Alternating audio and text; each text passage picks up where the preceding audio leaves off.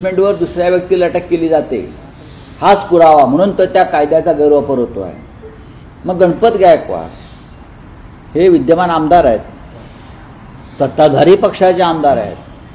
ते सांगतायत कोट्यवधी रुपये मी एकनाथ शिंदेने गेल्या काही वर्षात दिल्यात आणि त्यांच्याकडे ते आहे. हाच पुरावा आणि हा पुरावा आहे. मग ईडी कुठे आहे? आर्थिक गुन्हे शाखा कुठे आहे? सीबीआय कुठे आहे? गृह मंत्रालय कुठे आहे? का ते फक्त विरोधी पक्षासाठी आहे?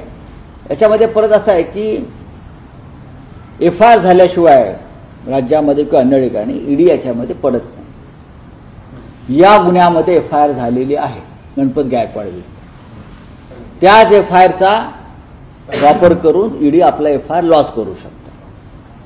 फक्त प्रश्न असा आहे की या कोट्यवधी रुपयाचा हिशोब भारतीय जनता पक्ष ते आहेत ना, एक बोबडा नागडा पोपटलाल, हिशोब तर द्यावाच लागेल, हिशोब द्यावाच लागेल ना आता. मग आता एकनाथ शिंदेकडे हिशोब माग. तुमच्या पक्षाच्या गणपत गायकवाडनं सांगितलंय. काय सांगितलंय?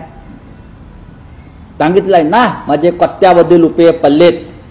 अरे हिंमत असेल तर जा वर्षा बंगल्यावर आणि विचार, हिशोब माग.